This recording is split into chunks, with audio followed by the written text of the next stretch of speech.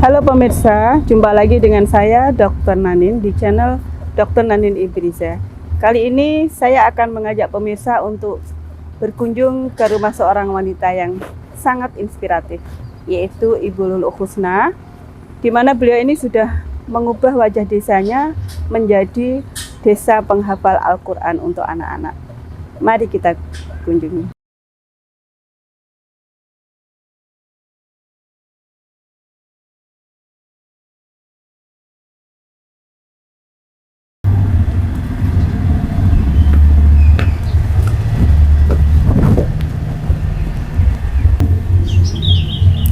Assalamualaikum. Waalaikumsalam. Moga. Dari mana? Ketemu dari rumah. Pagi Bu Koko. Pagi. Seneng saya bisa ketemu lagi sama Bu Koko. Jaringan yo sama, kita juga sama ya. Cuma ini kali ini saya mau menggali banyak Bu Koko ya.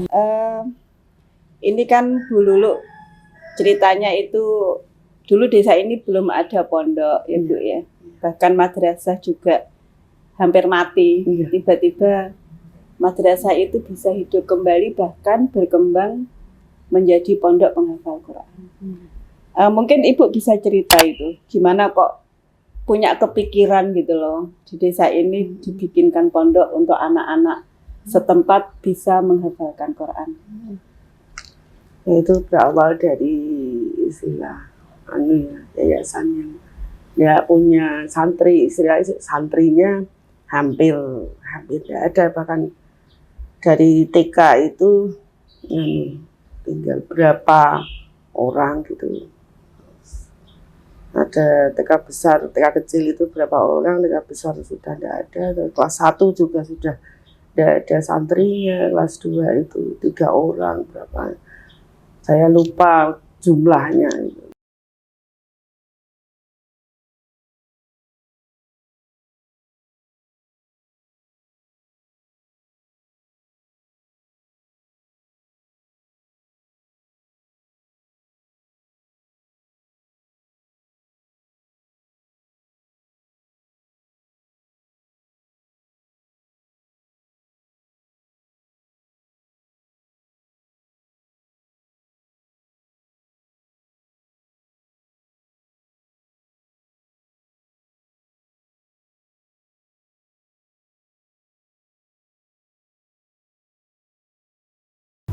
Saya mosok orang madrasah nggak senang madrasah gitu.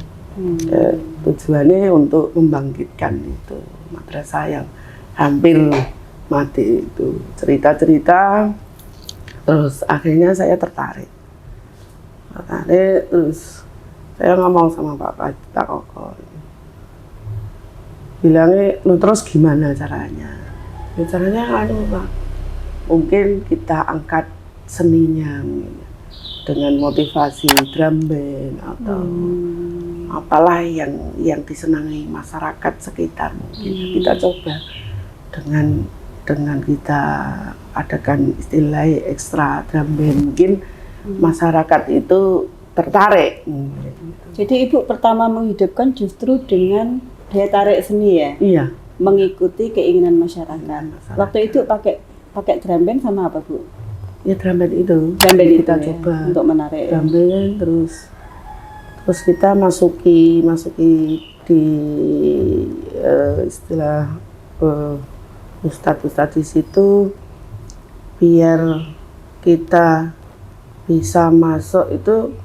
Untuk manajemennya juga kita perbaiki dan untuk istilah kita usul kalau akhirus sanah, coba kita jangan membuat akhirus sanah itu perpisahan itu di dalam lokal, coba kita buat akhirus sanah itu di luar, di lapangan gitu, situasi di luar sekolahan, di luar yang bisa diakses banyak orang. Terus akhirnya kita membuat akhirus sanah itu semacam kayak ada pengajiannya, ada seninya, ada tari-tariannya gitu kan. Jadi masyarakat tahu kalau kualitas kita bagus, anak didik kita bagus. Gitu. Oh, bikin pentas untuk menunjukkan ke masyarakat. Iya, menunjukkan kemampuan. Itu madrasahnya milik desa atau milik pribadi? Desa. Milik desa ya. Iya, iya. Untuk Ibu bisa menghidupkan kembali madrasah itu sebenarnya siapa sistem support yang paling penting untuk Ibu? Apakah suami atau ada yang lain? Ya memang kita berdua itu Berdua. supportnya. Berarti memang satu tim ya Bu? Iya. Jadi memang duet itu dimanapun, duet di rumah, di luar rumah. Seandainya Ibu sendirian mampu nggak? Atau bisa, misalnya Bapak bisa. sendirian mampu nggak? Bisa. Soalnya Bapak sendirian juga nggak mampu ya? Nggak bisa. Mungkin pemirsa perlu tahu suami Bu Lulu ini memang pengusaha yang mungkin sebagian besar keuntungannya tidak dipakai pribadi ya Bu ya. Jadi mungkin dari situ akhirnya mereka berdua bisa menggunakan anggarannya itu untuk kepentingan sosial, pendidikan dan agama. Lanjut Bu ya. Iya. Kalau sebelum madrasah ini kan ceritanya madrasah mau mati. Iya. Sebelum itu tuh anak-anak setempat di sini itu ngajinya di mana? Apa nggak ngaji atau ada tempat ngaji lain atau gimana? Nah, dulu sekali itu di musola-musola. Di musola. Setelah ada TPQ waktu dulu itu sore. Jadi ngajinya di TPQ itu. Setelah madrasah itu jalan, TPQ-nya dimasukkan pagi di sistem pembelajaran Di madrasah. pagi. Ya. Berarti kurikulum TPQ masuk ke madrasah. Ke madrasah. Kalau kelebihannya madrasah ini dibanding kurikulum TPQ aja gimana Bu? Lebih luas atau gimana? Ya mestinya lebih luas madrasah. Lebih luas madrasah.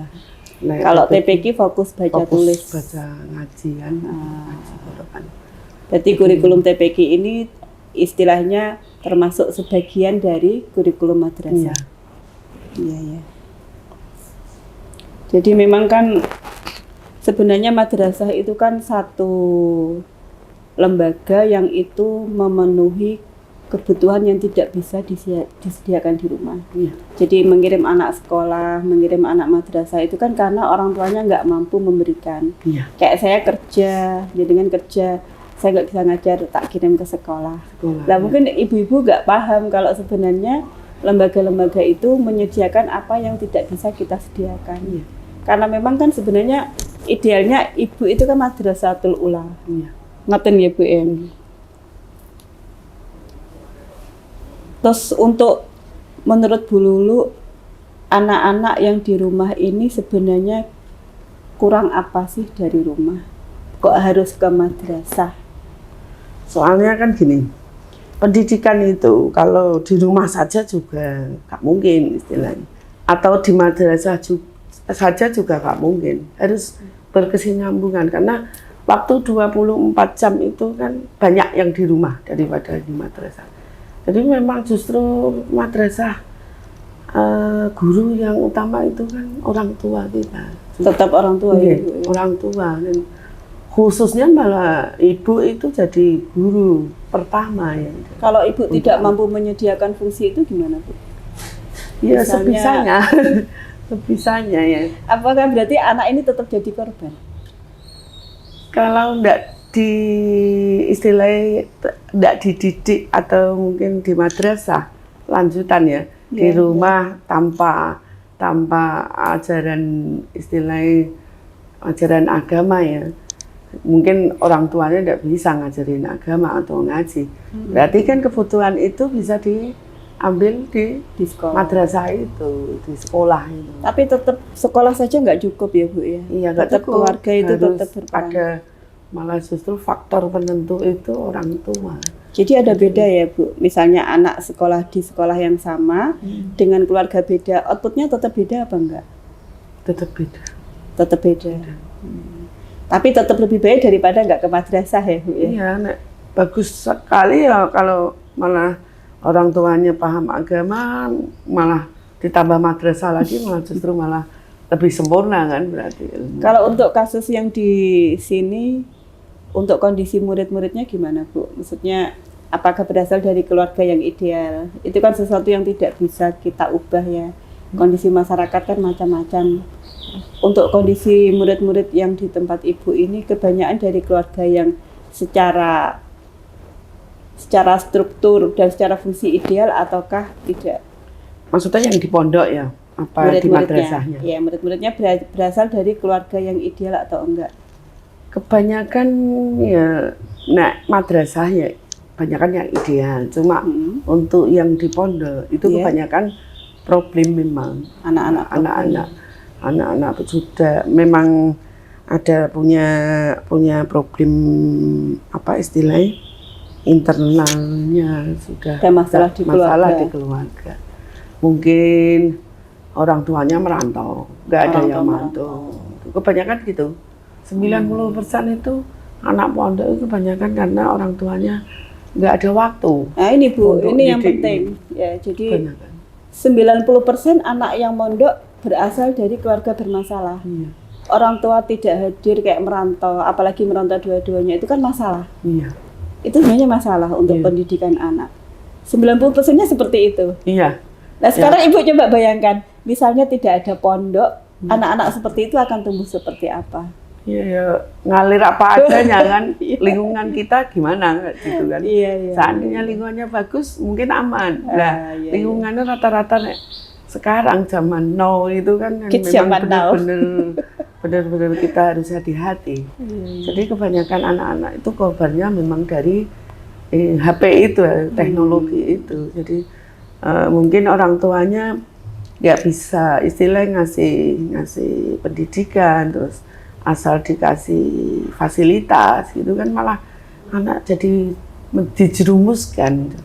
Itu anak-anak yang orang tuanya merantau berarti di rumah dengan mbahnya, dengan neneknya, kakeknya. Iya. Oh. Rata-rata seperti itu. Mungkin yatim atau mungkin memang broken ya, istilah orang tuanya cerai. Kebanyakan sih seperti itu. Jadi memang kita benar-benar diamanati sesuatu yang mungkin tantangan bagi kita untuk menciptakan generasi muda yang Islami dari keluarga yang broken itu. Iya. Padahal justru memondokkan anak itu kan harus pemikirannya harus anak itu kualitas, memang benar-benar pintar. Harus dipondokkan di pondok atau madrasah. Karena apa? Madrasah itu kan satu ya, mata pelajarannya juga beda dengan SD. SMP, SMA umum itu kan hanya sedikit pelajaran. Jadi konsentrasinya justru lebih konsentrasi di madrasah karena pembelajarannya lebih banyak. Jadi benar-benar terasah malah justru. Anak itu enggak ada peluang untuk nakal atau gimana. Karena udah sibuk. Karena sibuk memikirkan itu. Memang sih idealnya anak-anak ketika masih usia pendidikan, mereka itu sebenarnya harusnya sibuk di ilmu. Di luar itu mereka baru bermain. Jadi memang hawa nafsunya anak-anak itu bermain. Mungkin kalau hawa nafsunya orang tua uang ya Bu ya. Iya. kerja gitu. Kalau hawa nafsunya anak-anak memang bermain dan belajar. Pondok itu kan memang kita kondisikan ya belajar ya bermain, dari bangun tidur itu harus kita biasakan itu sholat malam, terus nanti nunggu sholat subuh, terus ngaji barengan sampai waktu duha baru sekolah. Jadi dibuat sibuk ya. Iya. Dan ada jedanya itu ya untuk main. Kalau misalnya zaman dulu sebelum madrasah ini dihidupkan dan ada pondok, mereka kan belajar di TPQ, di musala. Mungkin kan durasi waktunya hanya sedikit. Di luar itu mereka lebih banyak bermain. Nah ini kan istilahnya berarti di madrasah ini dilembagakan, dibuatkan kurikulum yang ilmu-ilmu yang mereka perlu tahu. Apalagi kalau di pondok, jadi full mereka itu kegiatannya terarah ya Bu, diarahkan. Nah itu sing madrasah itu kan masuk dari jam 7 itu pulangnya sampai setelah asar. Jadi jam 3 setelah sholat asar baru pulang. Oh madrasahnya full day school? Iya. ini yang madrasah yang Taris itu tidak mondok, iya yang tidak full day school. Iya, sampai iya. jam 3 setelah asar baru pulang. Iya. Siang duhur juga Padahal jamaah. dulu sebelum ada itu anak-anak hanya bermain ya Bu ya. Iya. Iya. Pulangnya juga jam 12 sudah pulang. Sudah dulu. pulang. Nah, sekarang kan sudah duhur istirahat, sholat, makan siang, terus pembelajaran lagi Sampai sore. Nyampe rumah udah kecapean. Kecapean. Tapi kan nggak mikir mau TPK atau gimana. Iya. Cuma dia udah full itu udah luar biasa itu Bu. Pagi sampai sore dia full ngaji udah luar biasa. Terus itu sekarang itu malah ada usulan dari santri sudah lama sih bertahun-tahun. Itu TPK itu jadi 2 jam pagi dan sore. Ada yang mungkin milih paginya toh, nek pagi itu wajib. Tapi nek sore setelah asar boleh TPK, boleh tidak. Nanti terserah anaknya. Kalau mau cepat berarti belajar TPK itu 2 kali. Pagi dan siang. Jadi memang benar-benar sampai rumah jam 4:30, 5 benar-benar capek. Tinggal istirahatnya. Jadi sejarah madrasah Taris berdiri itu yang pertama ngaji di situ orang setempat ya Bu ya. Iya, orang Jawa. Muridnya orang lokal ya. Itu udah lama kita belum lahir malah itu. Madrasahnya sudah ada. Iya. Cuma ketika Ibu diberi amanah untuk mengelola, waktu itu madrasahnya udah redup. Iya. Udah Kalah dengan SD. kalah dengan sekolah umum non agama. Iya. Terus Ibu pegang kemudian bangkit kembali. Iya. Ya alhamdulillah nih Allah mengondisikan seperti itu. Iya, alhamdulillah. Jadi amal yang luar biasa itu Bu ya. Jadi perjalanannya ini baru 11 tahun ya Bu ya? Iya, Dari pondok 0 ini, sampai seperti iya. ini ya? Yang pondoknya. Pondoknya? Iya. Pondoknya sekarang udah berapa lokal Bu? Pondoknya itu dari Ula, Wusto, Ulia. Jadi 6 sama 33 berarti Ada 6 lokal 12. pondok? Iya, 12. Oh, gedungnya 4 titik. Itu gedung 1, 2, 3, dan 4. 6 lokal, 4 gedung? 12 semuanya. 12 gedung? 12. Itu perjalanan 12 yang itu. cepat sekali Bu. Jadi hanya diawali dari madrasah yang hidup segan mati tak mau. Waktu itu nggak dapat murid ya Bu ya, Iya. madrasahnya. Terus dipegang bapak sama ibu. Terus itu mulai berkembang gara-gara apa Bu daya tariknya? Selain dari daya tarik seni tadi. Ya mulai berkembang karena daya tarik tahfidnya itu. Karena kita ada program tahfid yang mungkin dikatakan program unggulan ya. Jadi untuk pembelajaran itu dari tahun pertama sampai 6 tahun berarti kan. Kelas 1 Itu sampai kelas anak 6 MI itu. ya? Anak MI itu targetnya 8 juz. Jadi, Lulus MI ditarget ditarget khatam minimal 8 juz. 8 juz. Minimal. Perjalanan itu merasakan orang wali santri itu merasakan kok baru 8 juz kok sudah tamat, sudah lulus gitu kan. Terus gimana anak saya ini kan kepengennya juga khatam 30 juz gitu. Malah jadi pengen lebih ya Bu ya? Padahal sebelumnya mereka malah nggak pernah hafalkan kan? Iya, nggak pernah hafalin. Dulu-dulu kan Ibu lulus SD, lulus TPQ yang istilahnya sekedar baca tulis Quran sudah puas. Terus jadi naik keinginan ya Bu ya? Keinginan, ada yang mungkin dapat 3 juz. Tapi ada yang memang benar-benar dari kelas 1 sampai kelas 6 itu tercapai target 30 juz? Yang 8 juz. Jadi itu kan nggak mudah Bu. 8 juz. Iyalah. Nggak mudah itu. Pasti nggak mudah. Soalnya kan itu pulang. Jadi madrasah itu kan belum mondok ya belum waktu mondok. Terus wali santri sama Pak Kokok itu minta gimana kalau sekalian ada pondoknya biar khatam gitu. Jadi ini dari permintaan masyarakat. Iya, dari wali tersebut yang memang benar anaknya juga pengen khatam 30 juz dan wali santrinya juga mendukung. Terus itu mulai dari santri yang jumlahnya 25 itu awal Buka 25 santri itu sampai itu mulainya mungkin saya lupa ya itu tahun 2000 2012 atau tahun 2013. Iya. Itu usianya mungkin ya sekarang sih sudah ada nganu ya.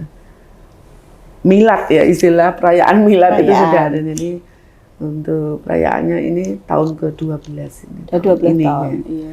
Jadi Itu perayaan madrasahnya atau pondoknya? Pondoknya 12 yang milad tahun. itu bersamaan dengan Iya, itu cepat sekali perkembangannya. 12 tahun sudah ada madrasah, ada pondok tahfidz. Pendidikannya mulai dari apa aja, Bu? pendidikannya yang madrasah itu dari PAUD, RA, Mulai PAUD, RA, dan MI. MI. Terus yang pondok itu sekarang itu sudah Ula, Musto, dan Ulia. Jadi bahkan ada tingkat aliyah ya, Bu ya. Iya, ada kampusnya ya, walaupun mungkin itu masih kerjasama dengan IKMAFA ya. Itu sampai sekarang tahun 2025 itu sudah 4 semester ini, berarti 2 tahun yang perguruan tingginya. Itu istilah orang ngejar mimpinya cepet banget, Bu, kekejar. Iya, mungkin Perjalanan 12 tahun alhamdulillah sudah seperti itu. Bayangkan waktu itu kan orang belum punya bayangan bisa menghafal Quran. Ini lulus SD sudah target minimal 8 juz. Bahkan ada yang bisa lebih ya, Bu ya. Iya. Itu luar biasa, luar biasa. Sekarang sudah sing pondok yang Madinatul Quran itu sudah menghatamkan 3 tahun ini, berarti tahun pertama itu 1, tahun kedua itu 3 yang khatam 30 juz itu. Ada 30 Iya, juz. sudah. Lulus SD sudah khatam 30 juz. Enggak, itu Ula. Jadi prosesnya memang dari kelas 3 Ula, SD itu. SD Terus sampai lulus sekarang aliyah. itu sudah khatam. Jadi 4-5 orang yang sudah khatam. Hebat sekali. Padahal latar belakang penduduk sini juga bukan latar yang santri banget, bukan, Bu ya? Bukan orang-orang yang kaya. Malah justru juga bukan, satu ya? desa itu yang benar-benar asli. Ya. Penduduk sini belum ada yang hafid. Iya. Belum ada itu malah. Satu pun belum ada. Belum ada dulu. Sekarang mulai proses sudah mulailah banyak muncul. Yeah. 1-2 orang. Jadi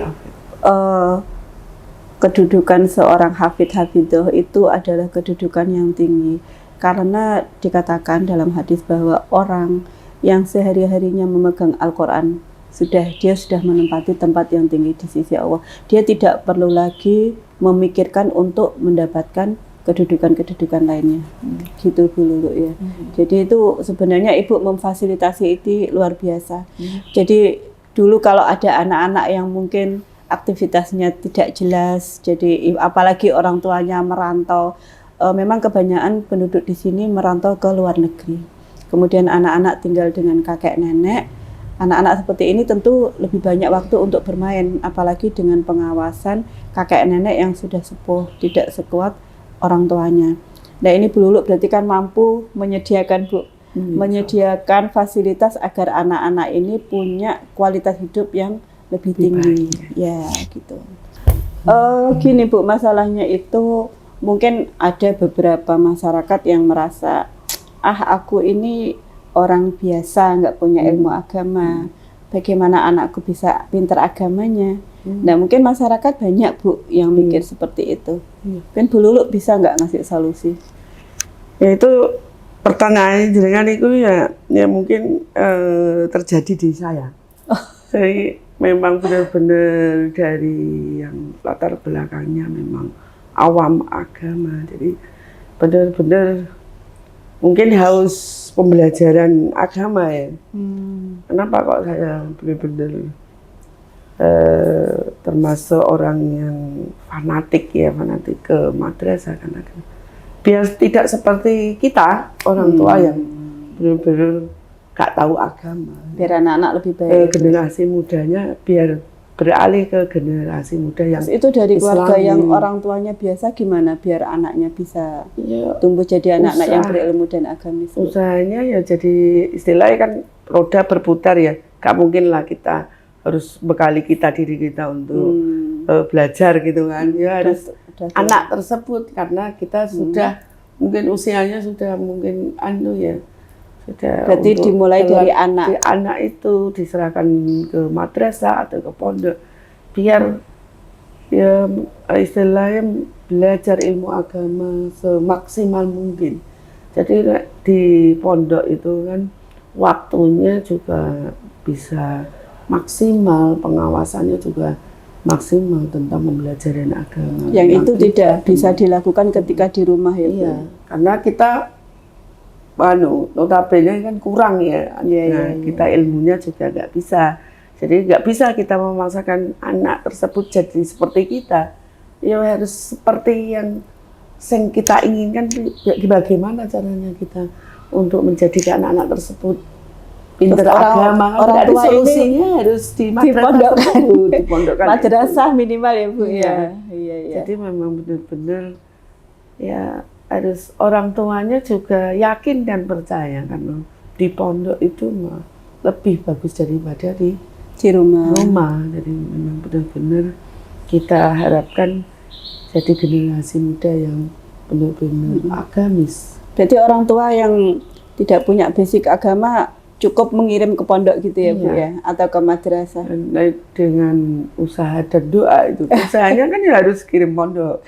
Doanya banyak orang tua nggak tega Bu. Iya, banyak memang benar-benar. Yang melepas anak siapa yang tega? Pasti nggak tega. Jadi, memang kita ya harus daripada nanti korbannya anak, malah justru memang harus dini kita memang harus tega demi cita-cita itu demi anak tersebut ya. Iya. Jadi anak yang soleh-soleh hafid itu usahanya juga anak tersebut juga harus usahanya maksimal, orang tua juga harus teganya ya maksimal. Itu. Doanya juga harus maksimal. Gunanya dari hatinya orang tua yang harus istilahnya ditegakan. Harus yakin dan percaya kalau Allah itu maha segalanya. Kalau selama ini anak-anak itu banyak masalah mboten Bu? Ketika di pondok itu. Perjalanan pastilah masalah itu pasti. Nggak bisa dihindari. Nggak mungkin nggak ada masalah, pasti ada masalah. Daripada masalahnya nanti di hari tua. Iya kan. Akhirnya jadi masalah di hari tua. Iya pasti. Karena saya itu bekali anak saya sendiri itu.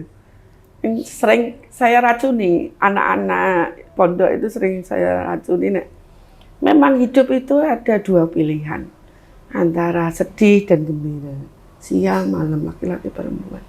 Nek kamu ambil sedihnya dulu, tirakatnya dulu, tinggal nantinya senangnya. Jadi masa remaja ke atas ke masa tua nanti tinggal senangnya, tinggal suksesnya. Itu udah rumus ya menurut Iya, ya menurut saya gitu. Kalau anaknya seneng-seneng, tuanya susah. Tuanya pasti sesat. Itu udah rumus ya Bu ya? Iya. Menurut saya gitu, logika saya loh ya. Soalnya saya juga istilahnya memang menanamkan anak saya dari kecil, itu dari umur 4 tahun mulai PAUD itu memang tak kasih pengertian seperti itu. 4 tahun jadi ngertikan kayak gitu? Iya. Nggak dimanjakan Bu 4 tahun? Ya harus makan sendiri, minum sendiri. Oh iya. Jadi, mulai 4 tahun sudah begitu ya, kan? Jadi di rumah itu enggak nyuci piring, gelas gitu. Mulai dididik seperti mulai itu. Mulai 4 tahun. Jadi dibiasakan ya. Nanti usia 7 tahun, waktu kelas 1 itu dia sudah siap untuk berpisah dengan kita karena kemandiriannya sudah. Oh, berarti penyiapan 4 tahun itu jadi diharapkan 7 tahun sudah mandiri? Sudah mandiri. Oh, jadi dini sekali. Bisa. Berarti saya termasuk terlambat, Bu. Memandirikan anak-anak saya berarti jadi saya memang terlambat. Saya itu didik anak itu istilah keras. Kerasnya keras disiplin. Jadi memang ala militer. Iya. Ala militer tapi enggak ngeras fisik. Enggak fisik, iya, karakternya gitu. Niat anak saya sendiri itu keluar dari rumah, niat mondok itu gara-gara ibu yang menekannya lebih disiplin itu. Jadi, wah, mau keluar dari masalah. Padahal di sana di pondok itu kan malah justru banyak masalah. Iya. Akhirnya dia sadar setelah menjalani di pondok itu, wah ternyata hidup nggak seindah itu. Hidup itu seperti ini. Perjuangan. Iya. Seandainya ibu nggak menekan istilah kedisiplinan di rumah, itu pasti saya nggak kuat di pondok. Iya. Karena biasa. Karena terbiasa. Karena terbiasa. Jadi menerima sesuatu itu jadi ringan. Mengenai ini Bu, ketika Ibu menjalankan madrasah, pondok dan lain-lain, itu kan pasti banyak masalah ya, masalah dengan penerimaan masyarakat, guru-guru yang banyak, siswa-siswa, dan terutama juga masalah pendanaan. Iya. Masalah pendanaan ini gimana Bu menyelesaikan? Itu kan pasti termasuk salah satu yang utama. Apa Ibu narik iuran atau torok uang sendiri?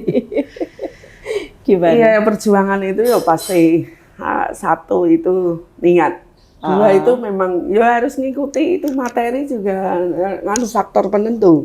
Iya. Jadi di samping niat itu semangatnya itu harus konsisten dan memang benar-benar materi jadi rumus penentu itu. Jadi menurut saya ya memang saya berprinsip Bismillah dengan menyebut nama Allah ya, yakin kalau Allah itu Maha Tahu. Jadi memang benar-benar. Berarti Ibu mengeluarkan uang pribadi nih ya? Iya, memang. Dan Ibu nggak eman keluar uang pribadi itu? Itu kan ya itu harta dari Allah dan Allah yang ngasih, yang ngambil untuk. Ibu nggak sayang uangnya dikeluarkan untuk madrasah, untuk pondok? Kita hidup itu kan istilahnya ngalir ya. Kan mending uangnya dipakai investasi. Tidak ada habisnya kalau gitu. Tapi kepuasan orang masing-masing ya. Jadi memang Ibu puas di situ? Iya. Saya alhamdulillah bersama suami, bersama anak-anak itu benar-benar senangnya di situ. Jadi mempunyai nilai manfaat untuk orang lain dan benar-benar nggak takut. Besok itu makan apa nggak takut. Gitu. Kan memang nggak bisa dihindari ya Bu ya, keluar uang pribadi kalau ada yang masalah kebutuhan finansial tiba-tiba kan pasti keluar uang pribadi ya Bu. Iya. Dan itu jumlahnya tidak sedikit kan. Tidak sedikit. Dan bahkan melebihi kebutuhan pribadi ya Bu. Justru karena kau itu kan berkali lipat orang, ya Bu ya. Orang banyak itu. Itu mungkin yang banyak orang nggak paham Bu. Iya. Kan sekarang zamannya orang mungkin punya uang beli ini untuk pamer, beli ini untuk pamer. Berarti sebenarnya uang untuk perjuangan itu jauh lebih besar dari kebutuhan pribadi. Ya jauh. Jauh ya Bu. Jauh. Oh, saya masih kalah ini. Jadi memang ya secara logika dengan secara keyakinan memang ada hubungannya, cuma diyakini ya memang belum logikanya nanti ya ngikuti justru. Nah, menurut saya itu keyakinan itu harus benar-benar yakin dan percaya. Dan keyakinan itu harus disertai yakin bahwa usaha. Itu tidak akan jatuh miskin dengan mengeluarkan itu. Oh iya. Dan benar-benar memang istilah keyakinan itu harus disertai dengan usaha dan doa. Usaha yo maksimal, doa ya kerja. Maksimal. Usahanya kerja. Kerja yo seperti hidup 1000 tahun ya. Dan seolah-olah kok ini pekerja keras ya. Iya. Pekerja keras cuma uangnya nggak dipakai sendiri gitu ya. Kita tidak merasa memiliki itu. Memang untuk perjuangan. Jadi agendanya nggak agenda pribadi, tapi agenda perjuangan agama. Iya. Jadi memang sejarahnya itu perjuangan nggak bisa lepas dari kebutuhan uang, Bu. Iya. Bahkan Nabi itu pasti ada sahabat itu yang pasti mendonasikan hartanya. Bahkan Khadijah itu kan meninggal dalam keadaan hartanya habis untuk perjuangan. Wanita yang paling kaya saja hartanya habis untuk perjuangan. Iya. Aku nek ngomong tentang itu pasti kudu nangis kalau mesti kayak nganu. Zaman dulu loh. Istilahnya kayak terus mimiknya terus langsung nangis. Ngomong soal itu. Ya orang biar sadar Bu, kalau apa namanya, kalau nggak ada yang mau berkorban gitu ya nggak jalan. Iya. Alhamdulillah Bu Lulu, makasih wawancaranya. Banyak inspirasi yang saya dapatkan pagi ini, bahwa ternyata yang penting nomor satu memang kata Bu Nunuk niat. Bu Lulu, kata Bu Lulu niat. Kayak di kitab Riyadhus Shalihin yang pertama kan juga niat Bu. Jadi kalau niatnya sudah kuat, Ibu waktu itu niatnya kuat banget ya. Iya. Kalau udah niat, insya Allah Allah ngasih jalan semuanya. Kedua, bahwa ternyata niat aja nggak cukup ya Bu ya. Harus ada kerja yang luar biasa.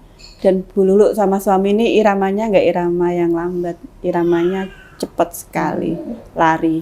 ngajak orang juga lari. Makanya dalam perjalanan 11 tahun pondok itu sudah pencapaiannya sudah seperti ini. Kemudian yang ketiga, bahwa ternyata perjuangan itu juga butuh dana. Ini tidak bisa dilepas. Ini kesempatan bagi orang-orang yang diberi Allah kelebihan harta untuk menggunakan hartanya di jalan yang nanti tidak akan disesali di akhirat. Intinya untuk pengalaman hidup saya dari didikan dari ibu orang tua saya, yang kedua orang tua saya itu memang memberi itu benar-benar terkesan ya. Jadi saya itu dididik orang tua saya, dikasih uang saku itu nggak pernah diberi gitu, nggak pernah, disuruh ambil sendiri. Jadi memang diberi kepercayaan sepenuhnya dan harus bisa mengkondisikan. Jadi saya terbiasa melihat teman-teman saya yang kekurangan itu benar-benar uang saku saya itu tak kasih ke teman-teman saya yang kurang mampu, istilah tidak bisa jajan gitu, kayak kebiasaan seperti itu. Motivasi orang tua saya mungkin memang istilah menanamkan kejiwaan untuk memberi itu sesuatu yang luar biasa. Intinya hidup itu kan mencari ridho Allah ya. Jadi benar-benar dari hati yang paling dalam itu suka dengan memberi kepada orang lain, itu sesuatu yang luar biasa.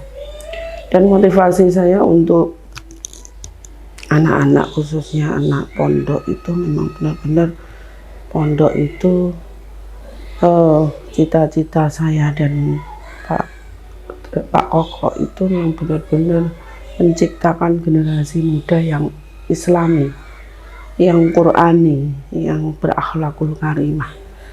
Jadi benar-benar berawal dari istilah harta benda yang benar-benar kita salurkan mengarah ke syiar agama, benar-benar kita jalani dari berawal dari istilah pendidikan di Madinatul Quran, berawal dari taris dulu baru di Madinatul Quran. Itu benar-benar kita benar-benar fokus ke menciptakan generasi muda yang Islami.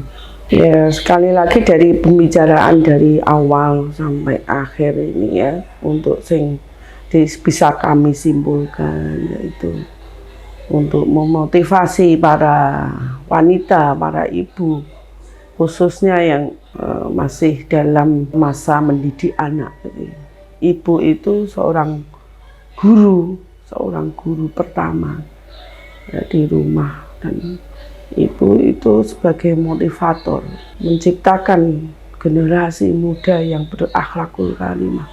Bagaimana seorang ibu menciptakan generasi muda yang Qurani, Islami, itu benar-benar jadi motivasi dan tujuan kita. Jadi kita menghantarkan anak benar-benar ke kunci kesuksesan yang benar-benar hakiki, sukses dunia akhirat, bahagia dunia akhirat. Itu tidak mudah mencapai tujuan itu, surga ya, itu tidak mudah. Apalagi surga bareng-bareng, istilah menuju surganya Allah, keluarga dan sekitarnya. Jadi perjuangan seorang ibu itu benar-benar luar biasa. Kita benar-benar orang awam, dan kenapa kok anak saya itu jadi memutuskan mondok, itu benar-benar dari hati ke hati. Anak itu memutuskan mondok itu ya karena doa kita.